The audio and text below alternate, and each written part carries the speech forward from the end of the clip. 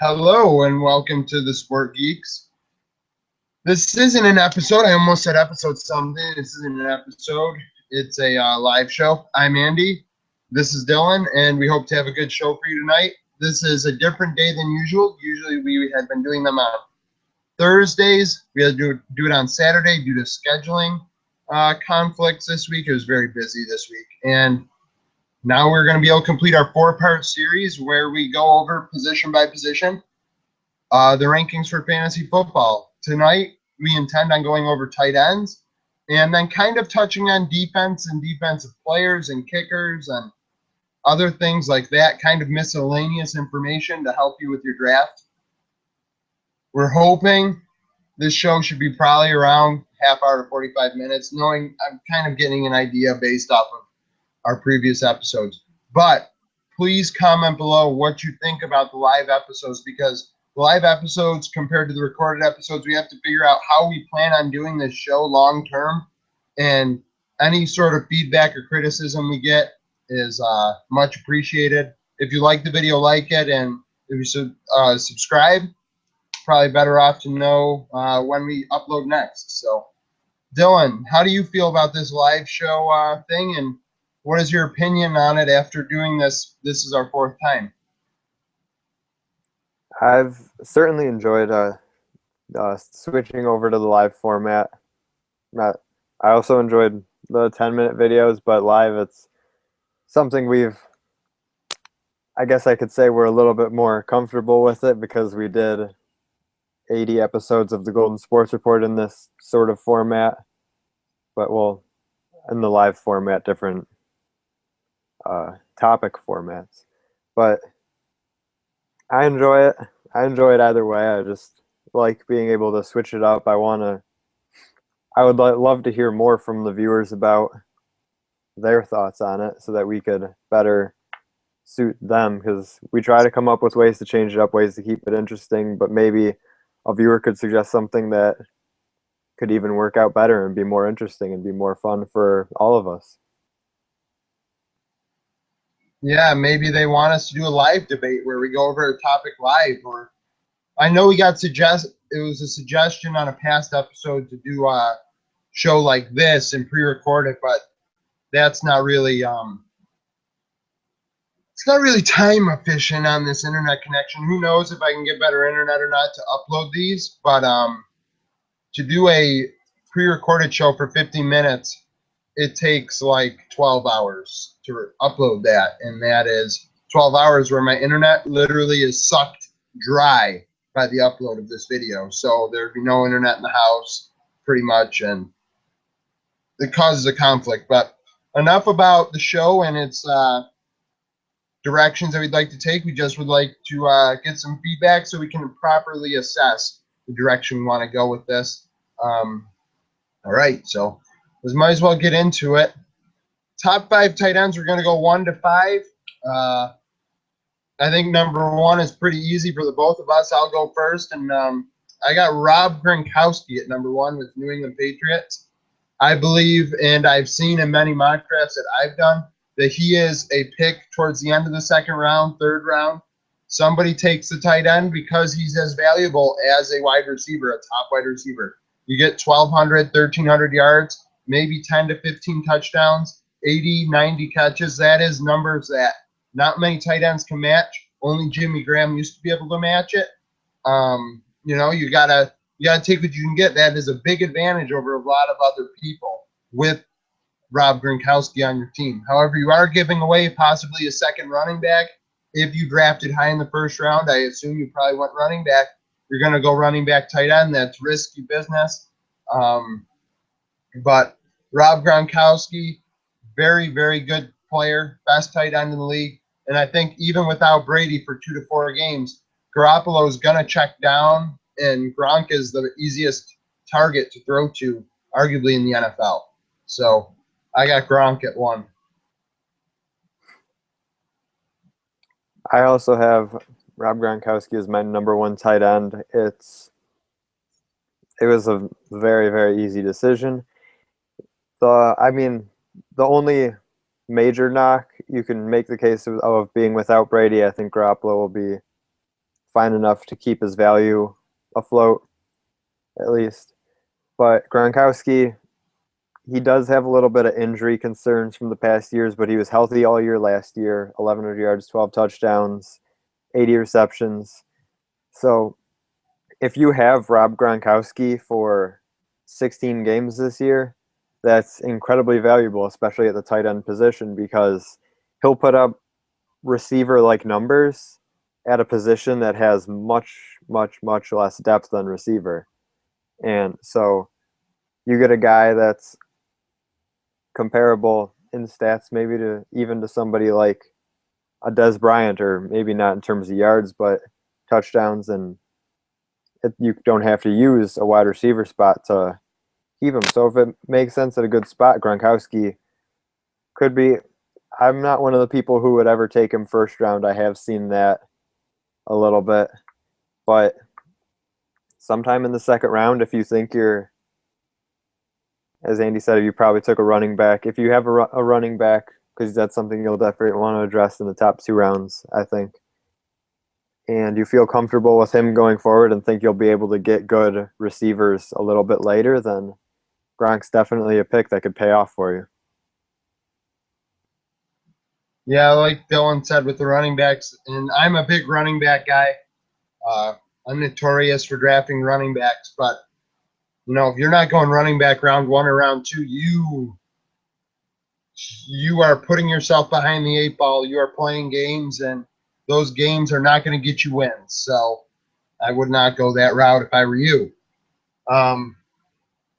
Number 2. Now this is where it gets kind of interesting with me. I put Greg Olsen at number 2 on my list with the Carolina Panthers. And in my opinion, I think he is the second best tight end going into this season. Kind of like we went over with wide receivers, running backs, quarterbacks, things like that. Talent is not what we're doing with this. This isn't about talent. This is about fantasy numbers. And I believe Greg Olsen will have the second best fantasy numbers in the NFL this year at tight end. And, Carolina, they do have Kelvin Benjamin. They just drafted Funchess, but I don't think Funchess is going to be as valuable as they think he's going to be to really affect Greg Olsen's stats. I think with the loss of D'Angelo Williams, they may not run the ball quite as much. I know Stewart's there, but Stewart does have injury concerns. So with those injury concerns, you have to think that they're going to throw the ball more. Greg Olsen is Cam Newton's favorite target, and I think that that's the guy that's going to get the most receptions. I think he's going to get the most receptions on the team. I think he did last year as well. And possibly could break 1,000 yards. He'll be close, 900 to 1,000, I think. And he could get 10 touchdowns. And that is something that you really can't pass up. Like we said, it's a shallow position. If you're going to get a tight end of any value, you're going to need to get one of these top 5 guys that we go over. You're going to have a sleeper, and that sleeper may be able to fit into the top 5, but this is a very shallow position. At a certain point, it gets to where it's like, okay, I didn't get one of the top 5 guys. Now the rest are like a defense or a kicker. So, it is what it is. But Greg Olsen is my number 2 from Carolina Panthers. My number 2 is Jimmy Graham of the Seattle Seahawks. I know the change of scenery going from New Orleans to Seattle has caused for a lot of uncertainty for him going into this year in terms of his production, in terms of fantasy value, because people talk about he'll be asked in this scheme with Marshawn Lynch to be more of a blocker than he's ever had to be in New Orleans, and you would think that that could certainly impede his receiving stats.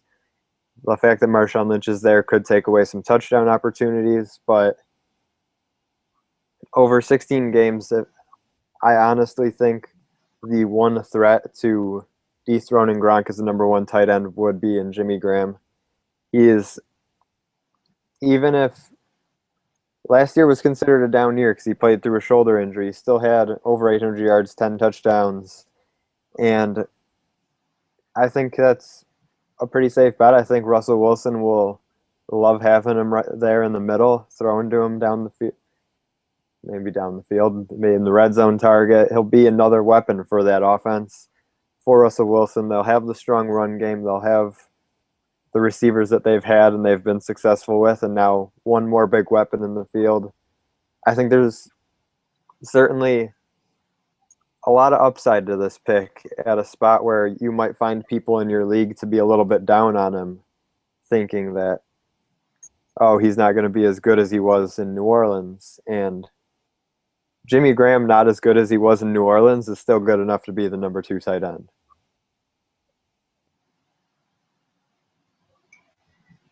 It's a thing.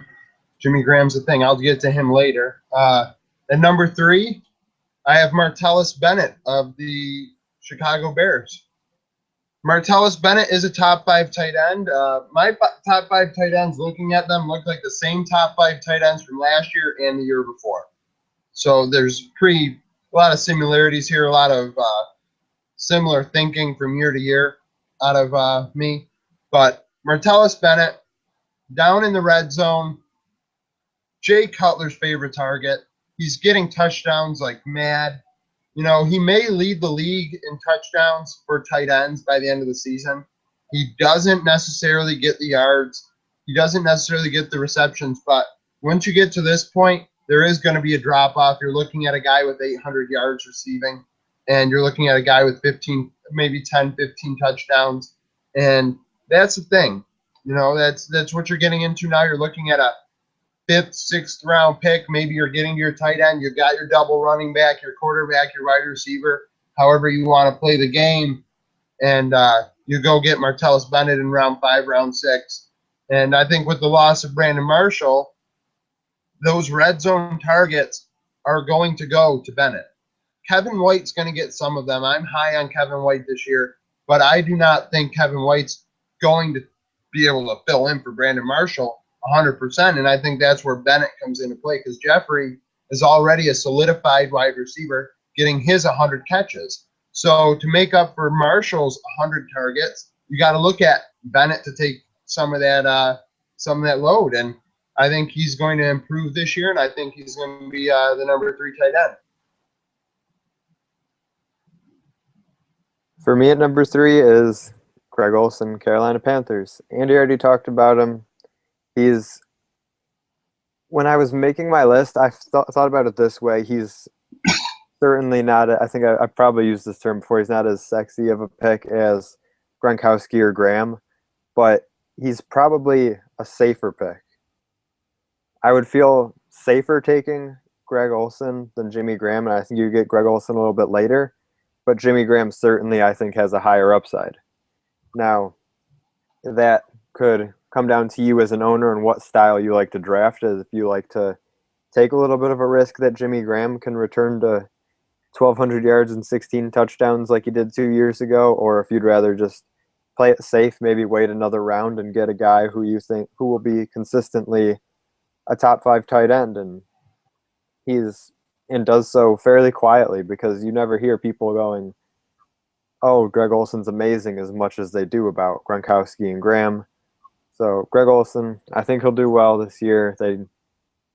Cam Newton should be fine. I think everything's a go there. They got Kelvin Benjamin.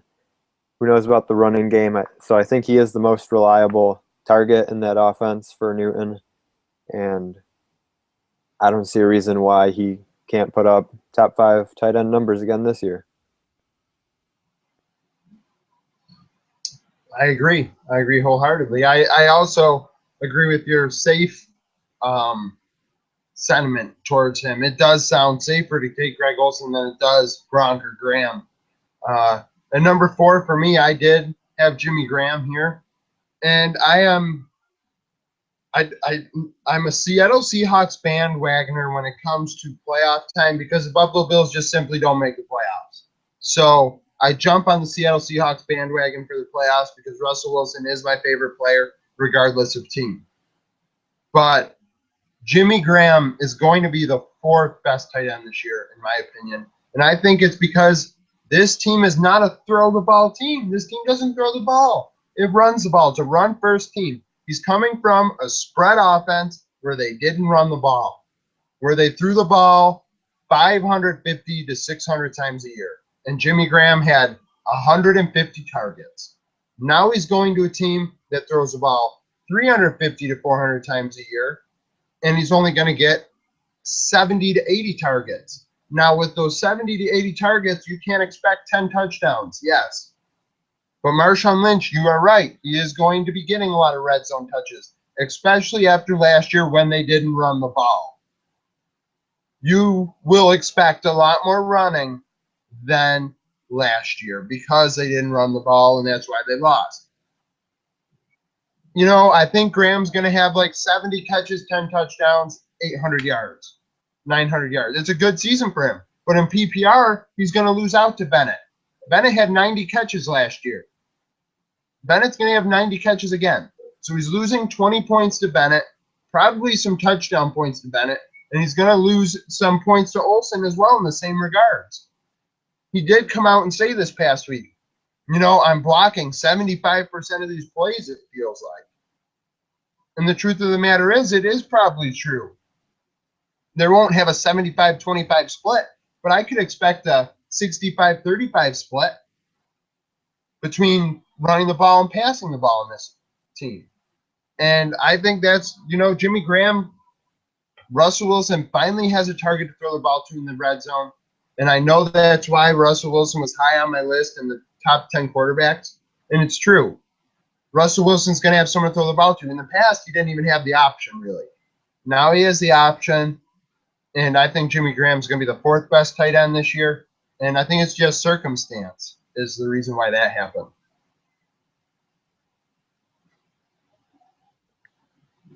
My number 4, a familiar name, Martellus Bennett. Andy and I clearly have the same top 4, just different orders, but try not to be redundant here. Martellus Bennett, Chicago, reliable target, had 900 yards, 6 touchdowns last year. Andy just said he had 90 catches. And with the exception of the quarterbacks episode, we've touched on the Bears. We've said Alshon Jeffrey has to step up to the number 1 receiver with Kevin White taking the number 2 role. Matt Forte had 130 targets and 100 catches last year, and I think we pointed out that he's a reliable spot in that offense, and we could say the same for Bennett. Bennett and Forte could be the 2 very reliable, trustworthy pieces of that offense as to sort of help ease Alshon Jeffrey into the number 1 role that he kind of had to take on last year with Marshall injured. But now that Marshall is gone, this is his job. And I think that could help all 3 of them out, and even Jay Cutler if you look at Jay Cutler in your draft at some point. But I think Bennett, he's a safe pick. He's not a huge superstar tight end name that people are going to jump on super early, so you might be able to get him at a spot that makes a lot of sense after you've filled out some of the other positions. And he's a great depth piece. You won't have to worry about your tight end spot week in and week out when you have Bennett. I was way off on touchdowns. That's why I kind of chuckled when you said touchdowns. He had 6, and I said he had double digits. He was halfway there. Hopefully this year he does, get those. Now we see when we get to the end of the top 5, we have a difference here, kind of how most of our rankings have been. When you get to the bottom, it seems like it's pretty similar at the top. Everybody knows, okay, these guys are the best. And then you have the drop-off where it's, okay, here's the line. Who's next? I have a guy that for the last couple of years has been up with these guys with Julius Thomas. Big guy a couple of years ago, said to be the next Antonio Gates, and he was proving it. He has injury concern. There are injury problems with Julius Thomas. But he also got paid big bucks this year. And he went to Jacksonville. In Jacksonville, he has nobody to throw the ball to that is not solidified. I see Allen Robinson's projected to get 1,000 yards. I would put $50 saying Allen Robinson doesn't get 1,000 yards. He's not getting 1,000 yards. They put it like that. Julius Thomas is the number 1 target in this offense. And for Blake Bortles, a young quarterback that is somewhat insecure in the pocket, he's going to want to throw the ball to the easiest guy to get the ball to when J.J. Watt's coming at him twice a year. Robert Mathis twice a year. I don't know, Tennessee doesn't have anybody. They're screwed. But these guys, they're all coming at him, and he's going to need to throw the ball to somebody, and Julius Thomas is going to be that guy. They don't have much of a running game this year. You know, they had Denard Robinson come out of nowhere last year playing well. But I think, you know, with Julius Thomas there, he's going to get all those red zone looks. He's going to get a lot of catches. I think he could have 90 catches as well back when he was with Denver. Be a very, very impactful player, probably the best player on their offense this year. And it's not saying much to be with Jacksonville, but I think it's just circumstance that he's all they have. You know, Marquise Lee is nice. Allen Robinson, like I said, is nice, but I don't think he's going to get 1,000 yards. Allen Hurns. You know, the team is the way it is. And I think Julius Thomas is the number one target. And, you know, that alone should make him the number 5 tight end this season.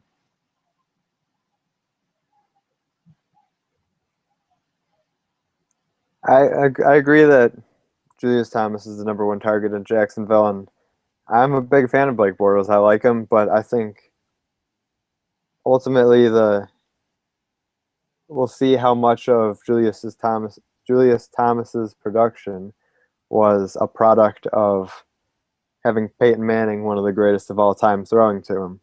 Given he may not be getting thrown to by Peyton anymore, but he also doesn't have to share the receptions with Demaryius and Sanders and Welker.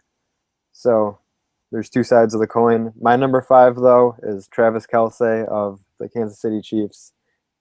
He came out last year, 67 receptions, 860 yards, 5 touchdowns. He's put together a solid year for people.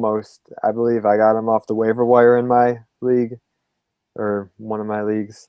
And he was pretty solid going throughout the rest of the year, and enough so to where a lot of people have him ranked very highly amongst tight ends. I think being in the Kansas City offense, you know the focal point is Jamal Charles. Alex Smith is a solid quarterback. He's not elite, but he's not garbage. And he'll probably put together a solid season and be able to deliver the ball to his guys. I know they added Jeremy Maclin, so now they actually have a receiver, maybe one who will be able to catch a touchdown instead of them going another year without a receiver having a touchdown. So Macklin's there. Whether he's as good as he was in Philly that remains to be seen. But I think Kelce will be a solid source of production for the passing game there, while they still rely very, very heavily on Jamal Charles in that offense. I still think Kelce will see the ball enough, though, to be the number 5 tight end this year. Travis Kelce, huh? I have seen a lot of people high on him this year. You know, Tony in the chat, in the Facebook chat that we're in the Eden League, he's very high on him and keeps taking him. So we know if you want Travis Kelce, Dylan, you're gonna have to get him before Tony does, because Tony wants him. So, you know, that's a thing. But I don't think anybody's keeping a tight end besides Gronkowski. So that's the thing. My sleeper, you know, we're honorable mentions. You know, you got Travis Kelce, you got Antonio Gates, people like that. I think that's kind of self-explanatory. Sleeper for me is Charles Clay, Buffalo Bills. I'm not a big guy when it comes to putting Bills on my fantasy rankings, like on my fantasy radar, because I feel like it gives me a sense that I can't trade them or I have to keep them. And it's just like, no, I don't want to deal with that. Plus, the Bills have sucked for 15 years, so unless you were going running back, you really weren't getting a fantasy guy anyways. But Charles Clay, I think with the quarterbacks we have, you know, we have great wide receivers. And I just explained the Julius Thomas situation and how Julius is the number 1 target there. But Charles Clay is arguably the 2nd or 3rd target in this offense, maybe even 4th if you include McCoy. But I think with our quarterbacks, it's going to be a situation where we have below average quarterback play, and they're going to be checking the ball down. Now, Charles Clay is a good player, so he could get 10 yards every catch, and checking down isn't a bad idea. But at the same time, I do believe that Charles Clay is going to be a very good player for this football team as a guy that they look at in the red zone for a touchdown, that red zone target that we've been missing for a very long time, that we tried to get Mike Williams for last year and couldn't do it, and guys for the past few years. You know, I think Charles Clay's the answer in that regard. I think we overpaid a little bit, but we got a guy that will make the catches, and I think he's going to get targeted 80 times this year, get 60 to 65 catches, 700, 800 yards, and probably like 5 or 6 touchdowns. And I think, that's a sleeper. A lot of people are going to be like, oh, well, look at all those people the Bills have. Is Charles Clay really going to be impactful? But I think if you get him in like the 9th, 10th round there, you've already got your 2 quarterbacks. You've already got like your starting lineup, except for the tight end, defense, and kicker. Might as well get Charles Clay. I feel like in that range, it makes sense. Glad to see Andy showing some Buffalo Bills love on the air.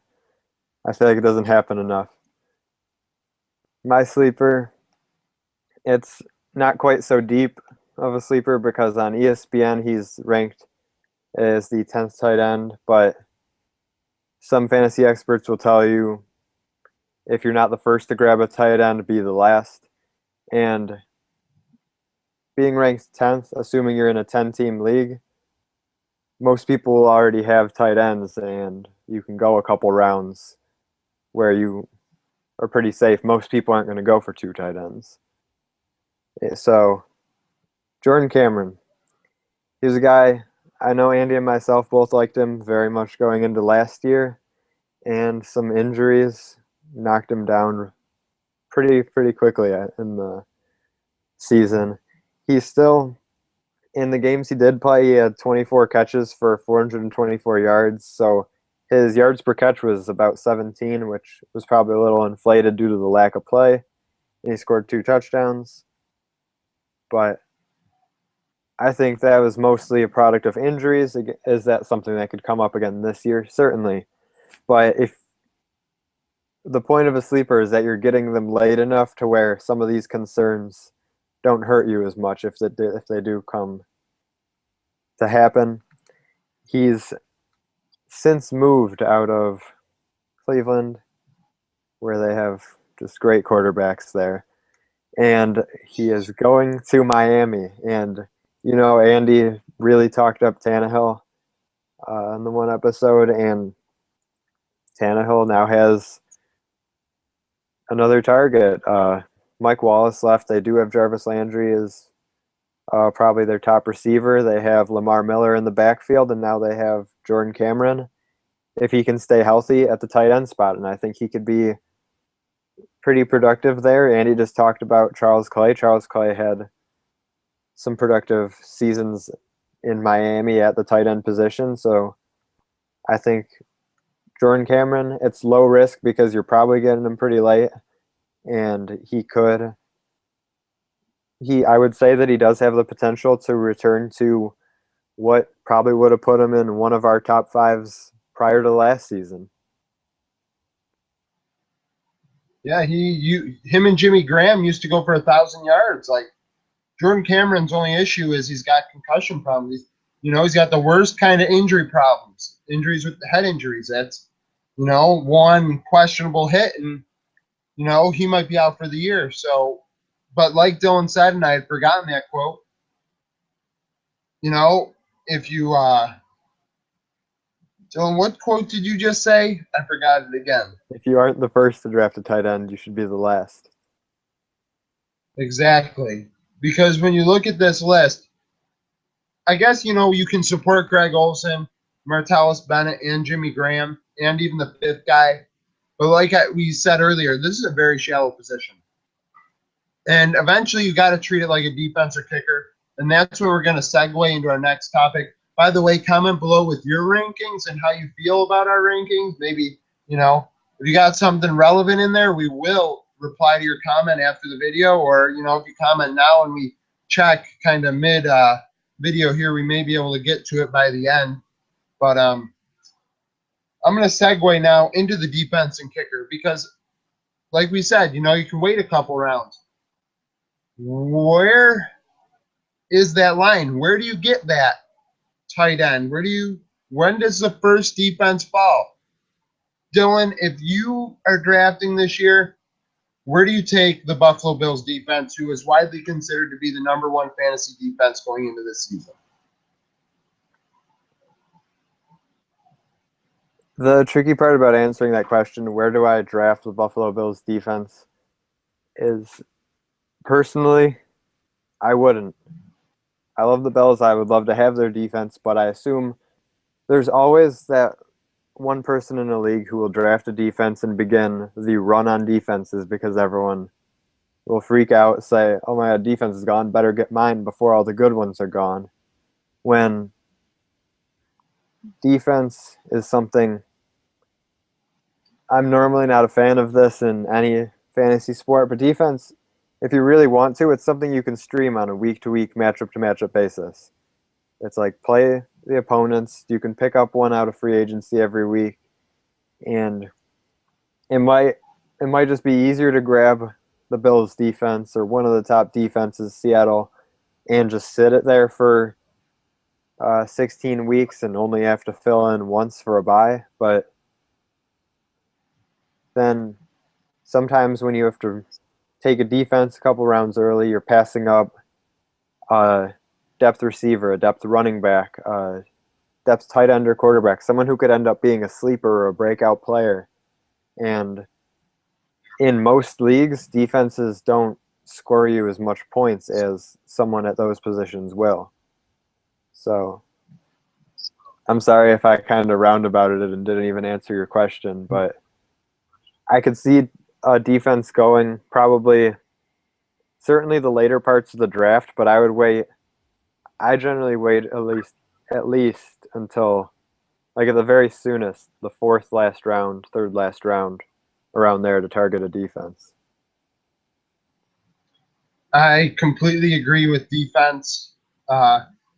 As I said earlier, I don't draft Bills, and the Bills defense is a lot of Bills to be drafting at one time, and that would probably quadruple the amount of Bills I've drafted in my life. So that's a thing. But the Bills defense, even the Seahawks defense, Texans, Broncos. I've been picking the Texans and Broncos defense in the third to last round. I've been messing around with how I want to draft. Usually I draft them in the second to last round, defense kicker. But with the Bills and Seahawks, I think you will see somebody draft them as early as I've seen it before, the 8th round. And that team never did well. But there is that guy who will do that. And excuse me, that guy's making a mistake. If I'm you, I don't draft the defense in the second last round. You look at the team that's playing: Jacksonville, Houston, Cleveland. Those three teams. If you can lock down the defense is playing one of those three teams, and a couple weeks in a row here, you take advantage of them. You will have a successful season, and it'll be about as good as a 5th or 6th ranked defense when you're done with it, because you always had good matchups. It's about matchups when it comes to defenses, and we've been in a league like this, and Chris is our viewer, and one of our viewers, and he has a league like this with individual defensive players. They are very easily replaceable. That is not a shallow position. So what it comes down to is, even in a league like that where you have individual players on defense, it is not worth your time to draft a defensive player early or even multiples, because at that point you're wasting roster spots for a depth wide receiver, for a depth running back, a guy that you want as a sleeper, and things like that. There's no real reason to draft a guy like that much higher than, a guy you can find off the waiver wire. Do you have any comment on the individual defensive players and how they may affect the draft? I've never personally been big into that type of position being on the roster in a fantasy league, but it certainly does add an interesting aspect to the draft because you'll get the guys who will treat it like a defense and just wait until the final few rounds and just grab whatever guy, whatever D end linebacker, safety looks good or whatever. But you'll have the guys who a couple rounds earlier will be like, oh, I got to make sure I get J.J. Watt. I got to get Luke Kuechly, Patrick Peterson. And in my mind, it's not a huge difference if you have one of those guys as opposed to just waiting and filling out the positions that we've highlighted throughout our episodes first, like even through your bench a bit. And so you can try to go for guys. You can say J.J. Watt's easily the most valuable defensive player and make that case to take him early. But really, otherwise, I think you might as well just wait on it, see who you get, because chances are in one of the later rounds, you'll still be able to find a solid linebacker. So, or still be able to find a solid defensive back, D end, just because there are so many on each team that play every single week. So it's a ton of depth, even, and it's not usually an incredibly valuable position. No, I completely agree. You look at it and you're just like, well, I was thinking about it now. Do I want Kenny Stills or do I want Mario Williams? I'll take Jerry Hughes and I'll take Kenny Stills. Like, am I losing 3 sacks a year, 4 sacks a year? Yeah. Yeah, I am. But you know what? You can also approach that like you do a defense and you just pick up the guy that's playing Jacksonville, Cleveland, or Houston. You just play a guy that's playing against those guys, or was it? It's Houston or Tennessee. It's supposed to be in that reference, or Tampa Bay to a degree in terms of run stopping. But yeah, like there's no real reason to draft a guy that high. I don't think it's worth your time. Kickers for me, always the last round. We know Gostkowski, Tucker, and Hauschka are the best. Yeah, they're the best. They're the top 3. But the difference between them and Cody Parkey is like 2 field goals. So, is there any way that you are going to draft your kicker before the last round? It's incredibly, very, very, very, very unlikely.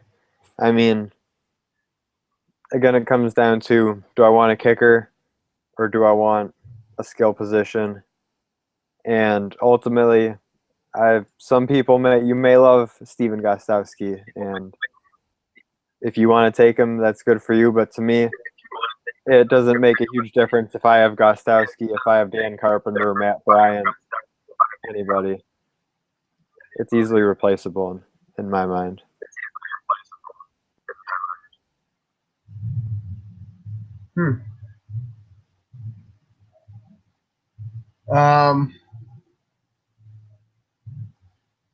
Let's see. We got Chris in the comments. Might as well. We should reply to them because it's live. We had 4 viewers for a second. By the way, if you're viewing, comment below and we will discuss them in the show. The rankings we have left. Well, let's see. The rankings that Chris gave us: Gronk, Olsen, Graham, Kelsey, Bennett. Same 5 as you, Dylan. He also told you, I'd agree with you, taking a defense early is bad, but last year I had the Philly defense and they won me games. I prefer to wait, but if I can take a really, really good defense at the right time, then I have no problem grabbing the Bills defense. Well, you can all see the advantage that you have, Chris, is that you have like 12 picks in the first 5 rounds. So you can draft a defense in the 5th round, and it's your 12th guy. So, like, drafting a guy early, I guess it's more like when we reference to that, it's kind of how do you prioritize that?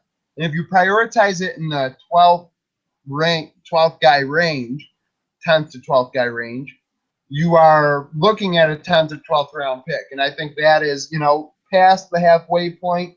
Most drafts are anywhere from 16 to 18 picks, and that's just past halfway. And, that makes sense to be the guy to take one. You'd probably be the first one, but I've seen it earlier. With our last topic of the show, and we will look at comments once again. We will look at comments, and if there are comments there, we will continue discussing and be live. It doesn't really matter to me if we get together with the comments and interact a little bit. But Dylan, number 1 overall, is there any way you're definitely going running back, right? There's no Calvin Johnson, Antonio Brown, there's no Andrew Luck, right? I wouldn't take a wide receiver number 1 overall. In a 2-quarterback league, I will admit the thought will cross my mind if I have first overall that maybe I snag a quarterback here, but more likely than not, I'm going running back. And this year, I think it's a little like I said this a little bit last year, but I think it's even more so this year. Like last year, I had first overall pick and I took Adrian Peterson. I felt that was the choice I had to make, but I did consider maybe I take Jamal Charles here or something instead. This year, we've already discussed the running backs and we've had them sorted in all different ways. Le'Veon Bell, Adrian Peterson, Marshawn Lynch, Jamal Charles. But right now, if you gave me first overall pick, I ultimately think I would go with Le'Veon Bell. Fully knowing of his 2-game suspension, he's 23, 24 years old. He was the best running back in the league last year. You won't have him for weeks 1 and 2, which is something if you take Le'Veon Bell first overall, you absolutely have to ensure that you draft or definitely address the void that will be left for weeks 1 and 2. But after that, it should be nothing but great games for you. He'll definitely help you throughout the season. We said in the episode, there's no reason to believe he can't put up the same stats in that Steelers offense. And I think coming from guys who had Arian Foster as a top 5 running back last year after missing 3 games, I think that Le'Veon Bell can do it missing 2. And I'd probably take him first overall. I was talking to Dylan before the show at work today, and I don't think you were 100% on Le'Veon. I'm not sure. I heard Jamal Charles' name. I don't know, if that was coming from you or, somebody else, but, I completely agree. Le'Veon Bell, I have him in the keeper league I'm in. I drafted him in both leagues last year, and I'm going to be disappointed because Dylan's league is a random pick league, and I hope it stays that way. And with that, Le'Veon Bell's possibly not going to be on my team. Actually, now that he's this good, it's a 1 in 10 chance I'll probably get him because first overall pick, like Le'Veon Bell, easy. Even if you need to cover those 2 weeks, if you want to, you can get D'Angelo Williams. I think D'Angelo Williams doesn't help you that much there. If I were you and I was going to take a handcuff, I would take Alfred Blue. And the reason I would take Alfred Blue is you're going to probably get him mid to late because everybody knows he's not the starter all season. But he will cover more than just those first 2 weeks, but also for a while there, and he provides a flex play. Where D'Angelo Williams is garbage after week 2. Like, I know LeGarrette Blount got some fantasy value last year, but not more than like the occasional flex play when you were down 3 running backs. Like, you're not starting D'Angelo Williams unless you have a problem. And hopefully, your ship isn't sinking that bad. Once it starts sinking, it's going to be hard to plug the holes that you have. So that's a thing. Let me just refresh here, see if we got some comments.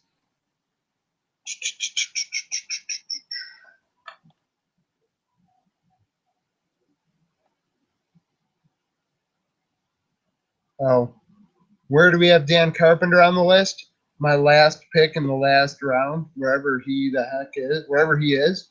Dylan, are you taking Dan Carpenter? You never know how the board falls. I would consider it. I mean, I don't see why not. I think he's definitely a good kicker. He's a good kicker. Actually, he's probably had some value because we're not going to probably score a lot of touchdowns this year. We're going to score a lot of field goals.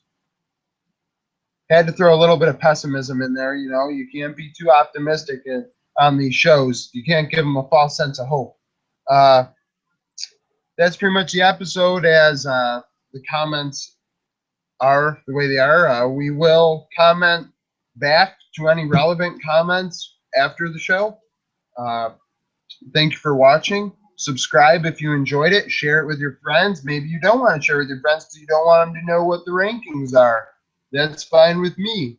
But eventually share it with them. Maybe after the draft, be like, hey, you should have watched this. Maybe you should watch these guys next year. If we do it next year, who knows? The Sport Geeks lasted a year and I don't know. It lasted almost a year. So that's a thing. It may lasted more than a year, and I'm not even thinking correct. I don't know how long it lasted, but yeah, so comment if you like this live show thing that we do. We do have an idea of how we want to handle the month of August coming up here, the rest of the way, going to the season, and how we want to handle our shows and our topics. We just have to figure out if we're going to do it live or pre-record it. Hopefully it's live because it's going to be probably longer content. But, you know, if you have a thought on how you want us to run the show for the foreseeable future, comment below and we'll consider it. So, Dylan, anything else you'd like to say? Just wrapping up our fantasy series. I hope you enjoyed this format. Let us know if you did or didn't. Disclaimer, we did this objectively. We do not know your league, your scoring. We don't know the people in your league, if you have keepers or not, but I hope what we've provided is a solid basis for which you can use to go forward with your own draft, and good luck in fantasy football this year. Yeah, good luck. Only one winner. If you're lucky in a money league, the third place guy gets their money back. So, yeah, thank you for watching. This was the Sport Geeks, and hope to see you next week, probably Thursday. Oh, we can't do it Thursday next week. I just realized this. If we do a live show, probably Wednesday. I'll have to talk to Dylan. Let's figure it out. Next week, let's go for Wednesday, but no guarantees. So, thank you for watching, and we'll see you next week. Bye. See y'all next week.